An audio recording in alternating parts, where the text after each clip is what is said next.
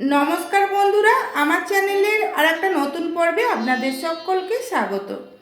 আজ আমি এমন একটা মিষ্টি বানিয়ে দেখাবো যার জন্য আমি না ব্যবহার করব দুধ, না ছানা, না খোয়া ক্ষীর, না গুঁড়ো দুধ। শুধুমাত্র ঘরে থাকা কয়েকটা উপকরণ দিয়ে এই মিষ্টিটা বানানো হয়ে যায়। হঠাৎ করে মিষ্টি খেতে ইচ্ছে গেলে আপনারাও এই মিষ্টিটা বানিয়ে দেখতে পারেন। এতটাই সফট হয় যে মিষ্টিটা মুখে দিলেই মিলিয়ে যায়। বানানো ভীষণই সহজ। আসুন তাহলে দেখে নেওয়া যাক আমার আজকের এই মিষ্টির রেসিপি।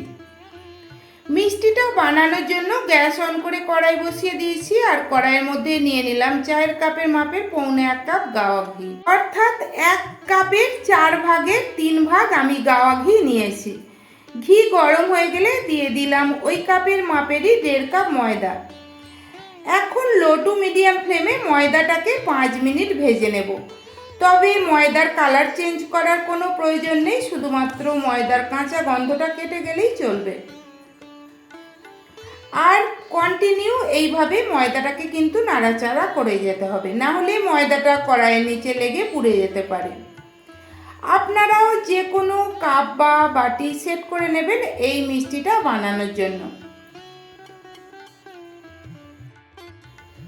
লো টু মিডিয়াম ফ্লেমে ময়দাটাকে 5 মিনিট নাড়াচাড়া করার পর এক পর্যায়ে দেখবেন ময়দা থেকে ঘি আলাদা হতে শুরু হয়ে গেছে। এই সময় ময়দার মধ্যে দিয়ে দিলাম 3টে ছোটো এলাচের গুঁড়ো।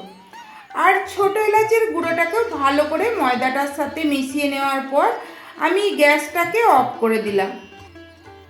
তারপরে এই মিষ্টির মিশ্রণটাকে আমি 2 থেকে 3 মিনিট ঠান্ডা হতে দেব। ততক্ষণ আমি যে পাত্রটায় মিষ্টি সেট করব সেটাকে রেডি করে নেব। তার জন্য একটা অ্যালুমিনিয়ামের চৌকো পাত্র নিয়ে নিয়েছি। পাত্রটার মধ্যে প্রথমে আমি একটু ঘি ব্রাশ করে দিলাম,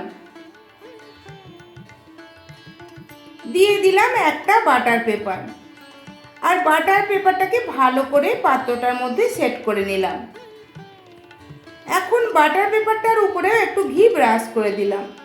অপরদিকে মিষ্টির মিশ্রণটাও 3 মিনিট রাখার পর একটু ঠান্ডা হয়ে গেছে। এইবার আমি মিষ্টির মিশ্রণের মধ্যে দিয়ে দিলাম ওই কাপের মাপেরই 1 কাপ চিনির পাউডার। চিনির পাউডারটা অল্প অল্প করে মিষ্টির মিশ্রণের মধ্যে দিয়ে মিশিয়ে নিতে হবে। তবে একসঙ্গে সব পাউডারটা দিয়ে মিষ্টির মিশ্রণটার সাথে মিশিয়ে নিতে কিন্তু যাবেন না।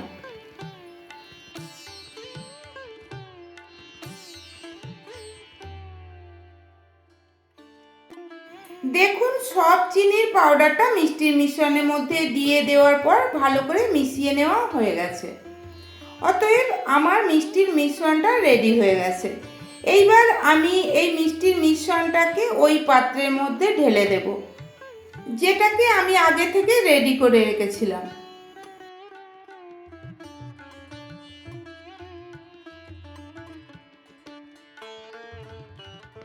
আর মিষ্টির মিশ্রণটাকে ঢেলে নেওয়ার পর স্প্যাচুলা দিয়ে ভালো করে মিশ্রণটাকে পাত্রটার মধ্যে চাড়িয়ে দিলাম। এইবার একটা চামচ দিয়ে পাত্রটার মধ্যে মিষ্টির মিশ্রণটাকে সমান করে নিতে হবে।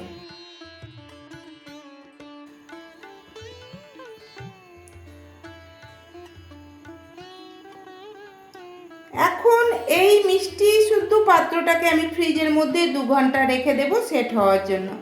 2 ঘন্টা পর ফিরে এলাম, মিষ্টিটা আমার সেট হয়ে গেছে। ওপর থেকে একটা প্লেট রেখে মিষ্টির পাত্রটাকে আমি উল্টে নিলাম।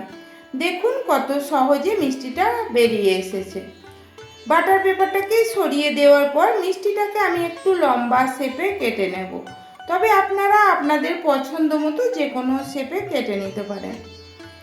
তাহলে বন্ধুরা, দেখলেন তো মিষ্টিটা বানানো কতটা সহজ। আপনারা বাড়িতে অবশ্যই একবার বানিয়ে দেখবেন। বাড়িতে বানিয়ে থাকলে কমেন্টে আমাকে জানাবেন কেমন হয়েছিল। রেসিপি ভালো লাগলে লাইক করে বন্ধুবান্ধব আত্মীয় পরিজনদের মধ্যে শেয়ার করে দেবেন। আর আমার চ্যানেলটা প্লিজ সাবস্ক্রাইব করে দিয়ে পাশে থাকা বেল নোটিফিকেশান অল করে রাখবেন, যাতে আমি ভিডিও আপলোড করার সাথে সাথেই নোটিফিকেশান আপনাদের কাছে পৌঁছে যায়। সবাই ভালো থাকবেন, সুস্থ থাকবেন। ধন্যবাদ।